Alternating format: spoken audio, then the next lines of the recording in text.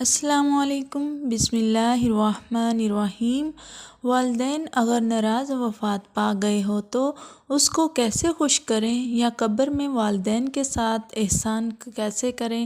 ناظرین، اللہ رب العزت نے انسانوں کو مختلف رشتوں سے نوازا ہے۔ ان میں کسی کو باپ بنایا ہے تو کسی کو ماں کا درجہ دیا ہے، اور کسی کو بیٹا بنایا ہے تو کسی کو بیٹی کی نسبت عطا کی ہے۔ غرض رشتے بنانے کے بعد اللہ تعالیٰ نے ان کے حقوق مقرر فرمائے ہیں۔ ان حقوق میں سے ہر ایک کا ادا کرنا ضروری ہے، لیکن والدین کے حق کو اللہ رب العزت نے قرآن کریم میں اپنی بندگی اور اطاعت کا فوراً بعد ذکر فرمایا ہے۔ یہ اس بات کی طرف اشارہ ہے کہ رشتوں میں سب سے بڑا حق والدین کا ہے۔ اللہ تعالیٰ کا ارشاد ہے، اور تیرے رب نے یہ حکم دیا ہے کہ اس کے سوا کسی کی عبادت مت کرو اور اپنے ماں باپ کے ساتھ حسن سلوک سے پیش آؤ۔ اگر وہ تیری زندگی بڑھاپے کو پہنچ جائیں، چاہے ان میں ایک پہنچے یا دونوں، اور ان کی کوئی بات تجھے ناگوار گزرے تو ان سے کبھی اف بھی مت کرنا، اور نہ ان سے جھڑک کر بولنا، اور ان سے خوب ادب سے بات کرنا، اور ان کے سامنے شفقت سے انکساری کے ساتھ جھکے رہنا، اور یوں دعا کرتے رہنا، اے ہمارے پروردگار تو ان پر رحمت فرما، جیسا کہ انہوں نے بچپن میں مجھے پالا ہے۔ صرف ظاہر داری نہیں، دل سے ان کا احترام کرنا ہے۔ تمہارا رب تمہارے دل کی بات خوب جانتا ہے، اور اگر تم سعادت مند ہو تو وہ توبہ کرنے والے کی خطائیں بکثرت معاف کرنے والا ہے۔ اولاد کو یہ سوچنا چاہیے کہ والدین نہ صرف میرے وجود کا سبب ہیں، بلکہ آج میں جو کچھ ہوں انہی کی برکت سے ہوں۔ والدین ہی ہیں جو اولاد کی خاطر نہ صرف ہر طرح کی تکلیف، دکھ اور مشقت کو برداشت کرتے ہیں، بلکہ بسا اوقات اپنا آرام و راحت، اپنی خوشی خواہش کو بھی اولاد کی خاطر قربان کر دیتے ہیں۔ سب سے زیادہ محنت، مشقت اور تکلیف ماں برداشت کرتی ہے۔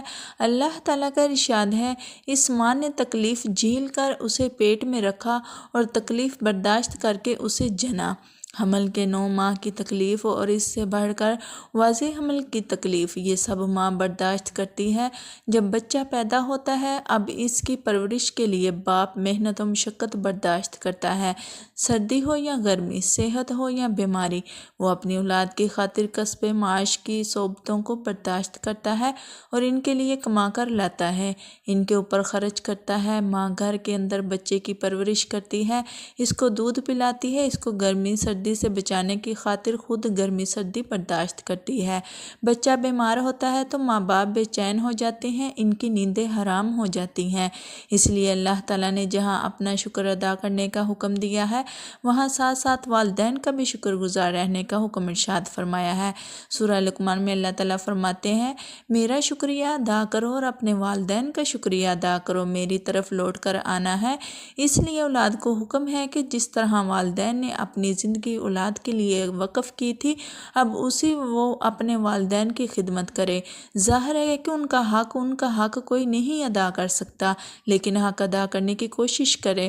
حضرت ابن عمر رضی اللہ تعالیٰ عنہ سے کسی نے پوچھا کہ میں نے خراساں سے اپنی والدہ کو اپنے کندھے پر اٹھایا اور بیت اللہ لایا، اور اسی طرح کندھے پر اٹھا کر حج کے مناسک ادا کروائے، کیا میں نے اپنی والدہ کا حق ادا کر دیا؟ تو حضرت عبداللہ بن عمر رضی اللہ تعالیٰ عنہ نے فرمایا، نہیں، ہرگز نہیں، یہ سب تو ماں کے اس ایک چکر کے برابر بھی نہیں جو اس نے تجھے پیٹ میں رکھ کر لگایا تھا۔ حضرت ابن عباس رضی اللہ تعالیٰ عنہ نے فرمایا، والدین کے ساتھ حسن سلوک میں سے یہ بھی ہے کہ تم ان کے سامنے اپنے کپڑے بھی مت جھاڑو، کہیں کپڑوں کا غبار اور دھول ان کو نہ لگ جائے۔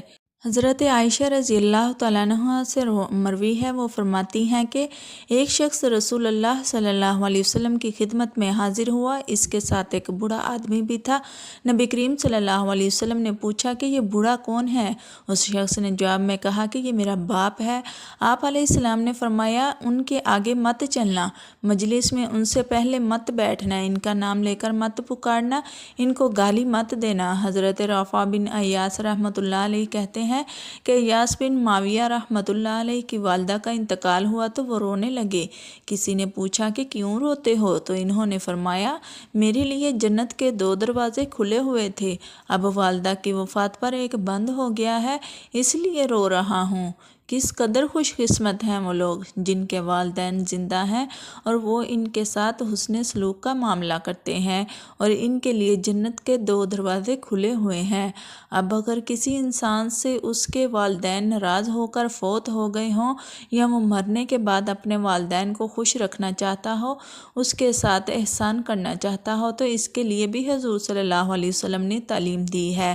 حضرت ابو سعید رضی اللہ تعالیٰ عنہ کہتے ہیں کہ ہم حضور اقدس صلی اللہ علیہ وسلم کی خدمت میں بیٹھے تھے کہ ایک آدمی آیا اور عرض کیا کہ ماں باپ کی وفات کے بعد کوئی چیز ایسی ہے جس کے ذریعے ان سے حسن سلوک کروں؟ تو آپ صلی اللہ علیہ وسلم نے فرمایا، ہاں، ان کے لیے رحمت کی دعا کرنا، ان کے لیے مغفرت کی دعا کرنا اور ان کے بعد ان کی وصیت کو نافذ کرنا اور اس صلہ رحمی کو نبھانا جو صرف ماں باپ کے تعلق کی وجہ سے ہو، ان کے دوستوں کا اکرام کرنا۔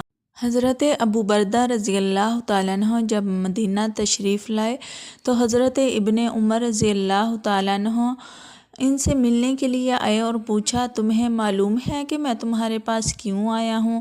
انہوں نے کہا کہ نہیں، تو فرمایا، میں نے حضور اقدس صلی اللہ علیہ وسلم سے سنا ہے، جو یہ چاہتا ہے کہ اپنے باپ کے ساتھ قبر میں صلہ رحمی کرے تو اس کو چاہیے کہ ان کے بعد ان کے دوستوں کے ساتھ اچھا سلوک کرے۔ میرے والد عمر رضی اللہ تعالیٰ عنہ اور آپ کے والد کے درمیان دوستی تھی، میں نے چاہا کہ میں اسے نبھاؤں، اس لیے تم سے ملنے آیا ہوں۔ حضرت عبداللہ بن عباس رضی اللہ تعالیٰ عنہ سے روایت ہے کہ حضرت سعد بن عبادہ رضی اللہ تعالیٰ عنہ کی والدہ کا انتقال ہو گیا اور وہ اس وقت موجود نہ تھے۔ وہ بارگاہ رسالت میں عرض گزار ہوئے، یا رسول اللہ صلی اللہ علیہ وسلم، میری والدہ محترمہ کا انتقال ہو گیا ہے اور میں اس وقت حاضر نہ تھا، اگر میں ان کی طرف سے کوئی صدقہ خیرات کروں تو کیا انہیں ثواب پہنچے گا؟ آپ صلی اللہ علیہ وسلم نے فرمایا، ہاں۔ حضرت سعد عرض گزار ہوئے کہ میں آپ کو گواہ بنا کر کہتا ہوں کہ میرا مخراف نامی باغ ان کی طرف سے صدقہ ہے۔ حضرت انس رضی اللہ تعالیٰ عنہ نے بارگاہ رسالت میں آپ میں عرض کیا، ہم اپنے مردوں کے لیے دعا کرتے اور ان کی طرف سے صدقہ اور حج کرتے ہیں، کیا انہیں اس کا ثواب پہنچتا ہے؟